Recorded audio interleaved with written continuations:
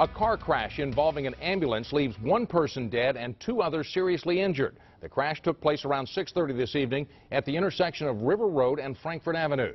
WLKY's Tim Elliott joins us now live from University Hospital with the details. Tim?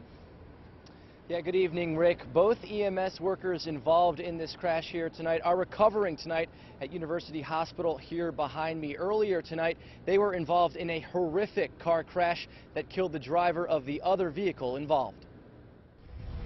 Emergency responders worked to free two of their own from this twisted wreckage Monday night. There were pretty serious traumatic injuries. They both were extricated from the vehicle. Investigators say the two EMS workers were in an ambulance responding to an emergency call at the time of the crash.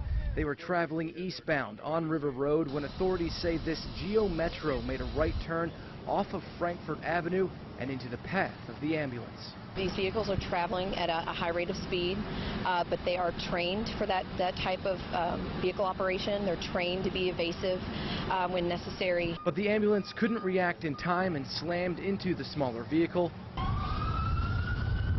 The driver of the Metro was pronounced dead at the scene. Kristen Miller is the chief of staff for Metro EMS. She says the ambulance had the lights on and the siren was wailing at the time of the crash.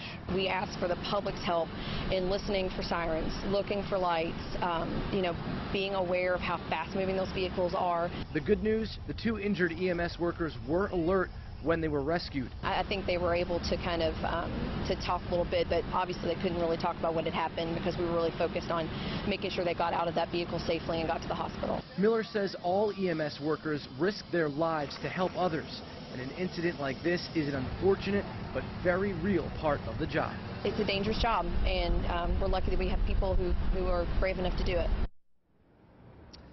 Now, the names of those two EMS workers involved in tonight's crash have not yet been released. Also, we still don't know the extent of those serious injuries that they suffered.